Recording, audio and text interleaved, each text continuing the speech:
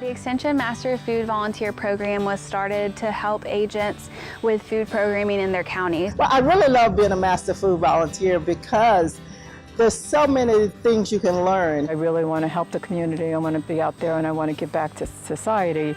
So this kind of gives me a push. We have made a difference in their lives and they pass it on. That's the best part, is each one teach one. Yeah, I like that. So that's good. The Extension Master Food Volunteer Program provides formal training to volunteers in the areas of cooking, nutrition, food safety, and local food. Volunteers are trained by Cooperative Extension Family and Consumer Science agents so that they can support community-based programs.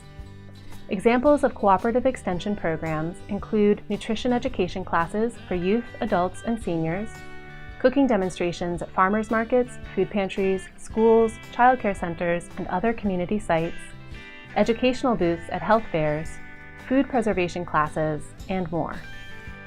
Volunteers receive rigorous training to ensure that they are prepared to assist with these programs and so that they can answer community members' food and health-related questions.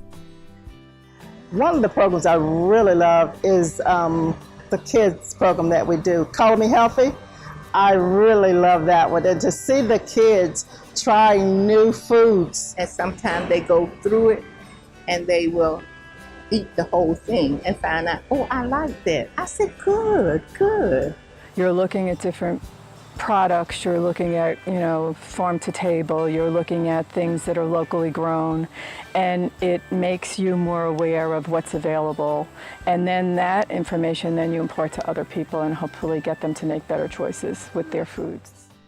The Extension Master Food Volunteer Program consists of 30 hours of training in the core curriculum, which covers all of the basics in family and consumer sciences. Volunteers are then required to shadow their supervising agent for 30 hours and complete 20 hours of service and 10 hours of continuing education a year. It's like you're almost looking at a small degree.